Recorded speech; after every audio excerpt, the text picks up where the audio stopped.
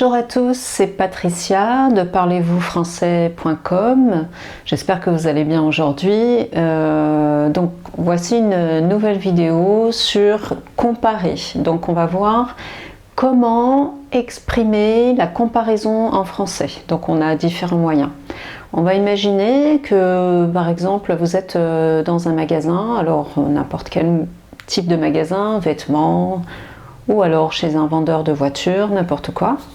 Et vous voyez deux produits et vous ne savez pas quel produit choisir. Donc vous allez poser la question, quelle est la différence entre, par exemple, entre cette voiture et cette voiture? Ou quelle est la différence entre ce pantalon et ce pantalon?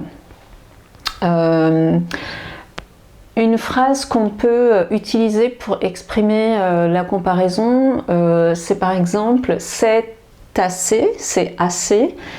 Par exemple, ça c'est si vous essayez quelque chose dans un magasin, si vous essayez un pantalon ou un pull par exemple, vous pouvez dire c'est assez large ou c'est assez étroit. Voilà, donc c'est assez. C'est assez, c'est dans le sens de c'est suffisamment large, c'est assez large, c'est assez. Le contraire de c'est assez, ce serait c'est trop. Par exemple, si j'essaye un pantalon ou un pull, je vais dire oh, c'est trop large, donc ça ne me va pas, c'est trop large. C'est trop étroit, c'est trop serré, le pantalon est trop serré.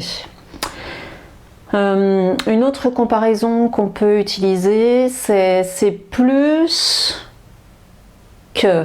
Alors, c'est par exemple, c'est plus cher que cette voiture est plus chère que cette autre voiture. Ou alors le pantalon bleu est plus large que le pantalon vert par exemple. C'est plus que, plus ce sera suivi d'un adjectif. Ici, toujours. Le contraire de c'est plus que, c'est moins que. Donc ce pantalon est moins cher que le pantalon vert, par exemple. Donc c'est moins que, aussi suivi d'un adjectif. Là, c'est l'égalité, c'est toujours de la comparaison, mais les deux produits sont au même niveau. Donc c'est aussi, par exemple, c'est aussi confortable que l'autre voiture, par exemple. Donc cette voiture est aussi confortable que la voiture bleue, par exemple. Pour dire que deux choses sont identiques, c'est le même. C'est la même, d'accord, c'est la même robe, c'est la même qualité, d'accord, donc c'est le même ou c'est la même ou c'est pareil. Donc c'est pareil. Donc par exemple, si je veux acheter une robe, je vois une robe et une autre robe, je peux dire mais en fait ces deux robes c'est pareil, elles sont pareilles, c'est pareil. Le contraire, ça sera c'est différent de. Donc je peux dire cette robe est différente de l'autre robe. Alors ensuite, une autre façon d'exprimer la comparaison, ça sera trop de, ou plus de, ou moins de, ou autant de que. Alors là, attention à la différence de c'est plus que, trop de ou plus de, moins de, autant de, ça sera suivi d'un nom. Voilà. Donc, par exemple, dans une entreprise, dans cette entreprise, il y a autant d'employés, donc je fais toujours une comparaison, il y a autant d'employés que dans l'autre entreprise. Dans mon entreprise, il y a plus d'employés que dans une autre entreprise. C'est pareil, moins d'employés. Vous voyez, à chaque fois, donc il faudra utiliser un nom.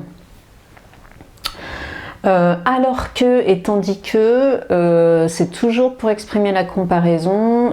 Par exemple, je peux dire je suis allée voir un film et dans le film que j'ai vu, moi j'ai bien aimé ce film parce que c'était drôle. Alors que la semaine dernière, je suis allée voir un autre film et il était beaucoup moins drôle. Voilà, donc alors que ou tandis que. Une autre phrase qu'on peut utiliser, donc lorsque quelqu'un peut vous poser une question, par exemple, est-ce que tu préfères aller au cinéma ou est-ce que tu préfères aller te promener? Ça m'est égal, ça m'est égal. Voilà, ça m'est égal, ça veut dire que je n'ai pas vraiment de préférence, donc c'est à la personne de choisir. Est-ce que tu préfères boire du café, tu préfères boire du thé? Ça m'est égal, n'importe, voilà, ça m'est égal.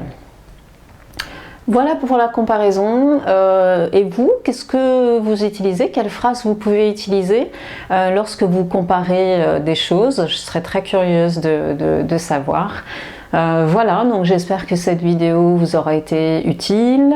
Moi, je vous dis à bientôt pour une nouvelle leçon. Salut!